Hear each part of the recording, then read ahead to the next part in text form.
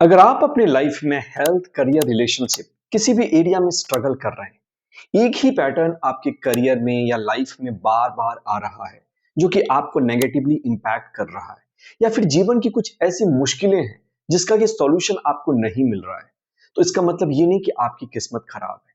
सिर्फ आपका जो इनर चाइल्ड है ना, वो वुंडेड है, घायल है और वो दर्द से करा रहा है। दोस्तों, इस वीडियो में मैं आपको बताऊंगा क्या है इनर चाइल्ड का वो कंसेप्ट जिसके कारण कि 99% लोग इंपैक्ट हो रहे हैं।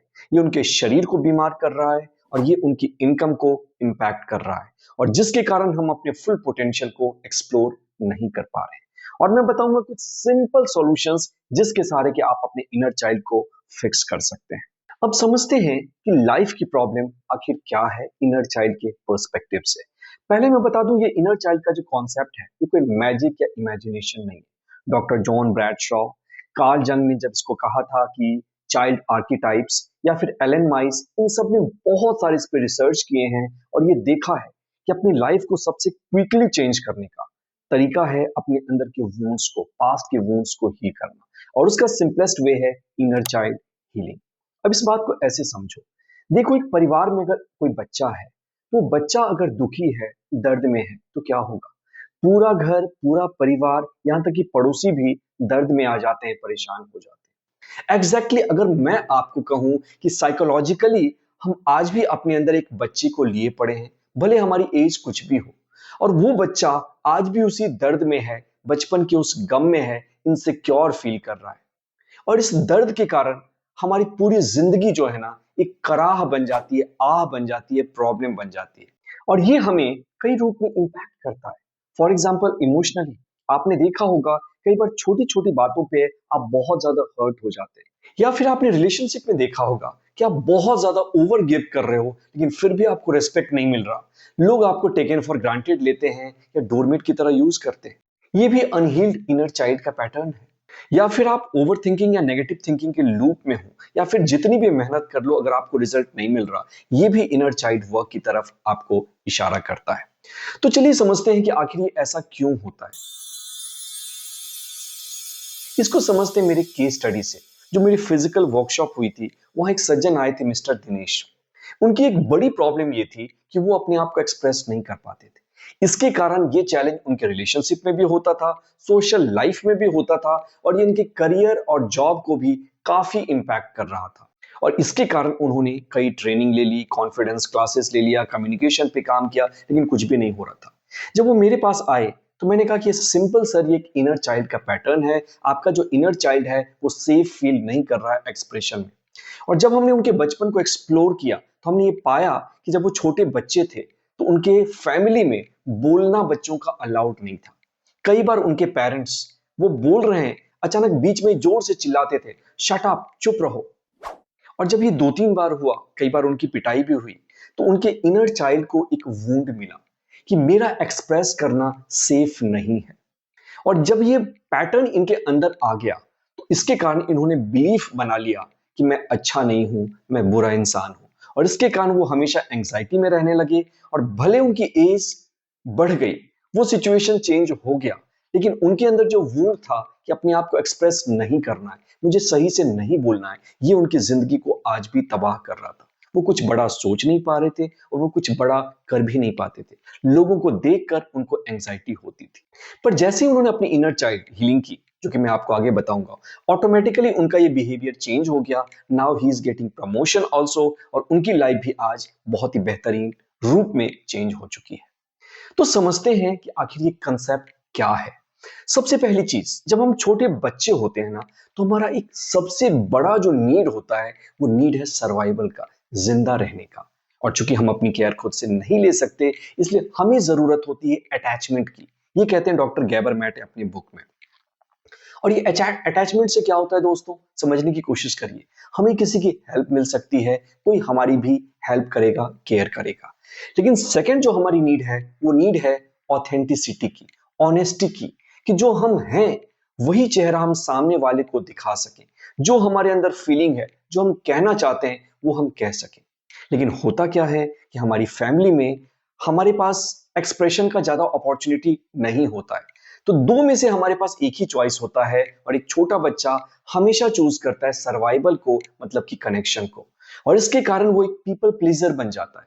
वो अपनी भावनाओं को दबाने लगता है, वो सामने वाले के हिसाब से बोलने लगता है।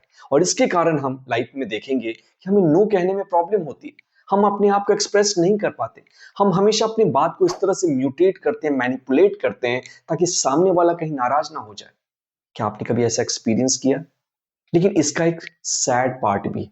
जब जब आप अपनी ऑथेंटिसिटी को प्रिवेंट करेंगे, कैंसर के रिसर्च पे, ऑटो इम्यून डिजीज के रिसर्च पे ये कहता है, आपको पता है एक डेटा, ऑटो इम्यून डिजीज चाहे रिमेटॉइड आर्थराइटिस है या फिर जो भी है, इस तरह की बीमारियां हैं, 80% फीमेल्स में होती है। और फीमेल्स में ये बिहेवियर देखा गया है कि वो अपने आप को सप्रेस करती है। वो अपनी नीड से आगे किसी दूसरे की नीड को रखती है। कई बार हम ही कंप्लेन करते हैं कि रिलेशनशिप में ना यार मैं बहुत ज्यादा देता हूँ, ओवर करता हूँ, लेकिन सामने वाले को इसकी कदर ही नहीं। दरअसल दुनिया ने आपको जो नहीं दिया, आपको जिस चीज के लिए इग्नोर किया, वो चीज आप एक्सेस में दुनिया को दे रहे हो, इस उम्मीद में कि ये आपके पास वापस आएगा। लेकिन ऐसा नहीं होता, क्योंकि हम अपनी वाइब्रेशन से सामने वाले को सबकॉन्शियसली एक मैसेज देते हैं कि किस तरह का बिहेवियर हम एक्सपेक्ट कर रहे हैं और किस तरह का बिहेवियर हम डिजर्व करते हैं। और वही चीज हमारे लाइफ में होनी शुरू हो जाती है। तो इसलिए आप ना तो रिलेशनशिप में कंप्लेन करें, ना अपने बॉस को सैलरी हाइक के लिए करें। सिर्फ आप अपने आप को डिजर्व करें, उसके लायक बनाएं, और उसका तरीका है, मेथड है इनर चाइल्ड हीलिंग। तो चलिए अब समझते हैं कि इसको हम हील आखिर कैसे कर सकते हैं। पहला स्टेप है अवेयरनेस, होश में आना, जागना। शिकारी कितना भी एक्सपर्ट हो, वो निशाना तब तक नहीं लगा पाएगा ना जब तक वो शिकार को अच्छे से देख ना ले। उसी तरह से सबसे पहले आपको पहचाननी पड़ेगी कि कहां आप वुंडेड हैं, कौन सा ऐसा जख्म है जो कि आपके अंदर है। क्या आपको बचपन में रिजेक्ट किया गया? क्या आपको बचपन में इग्नोर किया गया? क्या आपको बोलने से मना किया गया? क्या आपको प्यार नहीं मिला? क्या आपको एक्सप्रेस नहीं किया गया? You have to see in yourself. कहां आपको देखा नहीं गया? कहां आपको सुना नहीं गया? जो चीजें आपको नहीं मिली, अनमेट नीड्स, ये भी आपके लिए एक वुंड है। और कहां आप खुद को असुरक्षित महसूस करते हैं। तो पहला पॉइंट है, मेडिटेशन करिए, रिलैक्सेशन करिए, जो भी करिए, अपने अंदर के उस दबे हुए पेन को देखिए, अपने अंदर के उस रिपीटेड पैटर्न को देखिए कि कहां आप खुद को एक्सप्रेस नहीं कर पा रहे, क्या इमोशंस आपके अंदर हैं, क्या पेन्स आपके अंदर है। पॉइंट नंबर 2, ये देखिए कि कहां आप एक पीपल प्लेजर हैं, कहां आपने अपनी ऑथेंटिसिटी को, जो आपका रियल नेचर है, उसको कुर्बान कर दिया।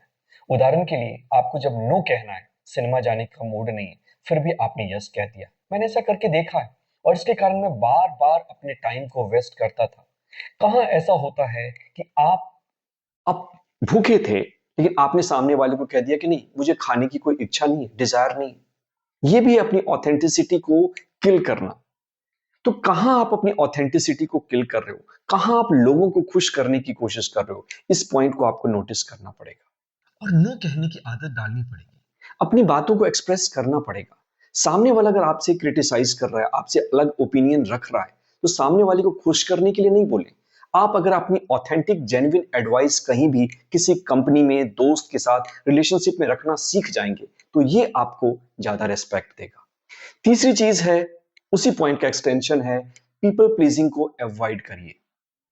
देखो होता क्या है ना, कि जब हम दुनिया को खुश करने की कोशिश करते हैं, तो उस इंसान को दुखी कर देते हैं जो हमारे अंदर है, और जिसको खुश करना हमारी रिस्पॉन्सिबिलिटी है। तो हर दिन जब आप ब्रश करें अपने टीथ को, तो आप सामने मिरर में खुद को देखें और ये सवाल करें कि मैं इस इंसान को जिसे मिरर में देख रहा हूं, कैसे खुश कर सकता हूं। इसके लिए मैं आज क्या कर सकता हूं। और आपको जानकर आश्चर्य होगा कि आपको सिर्फ छोटी छोटी चीजें करनी पड़ेंगी। ये चाय का प्याला हो सकता है, ये एक मूवी के सॉन्ग पे डांस करना हो सकता है, ये कोई सिंगिंग हो सकती है, छोटी मोटी कुछ भी। और इस छोटी एक्टिविटी से आप खुद को खुश कर सकते हैं।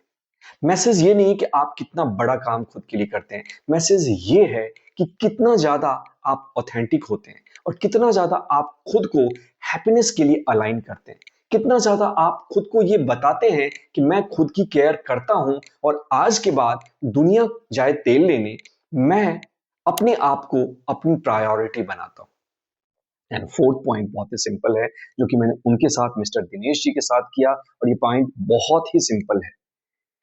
आपके इनर चाइल्ड की नीड अगर कॉम्प्रोमाइज्ड हुई तो वो वुंडेड है।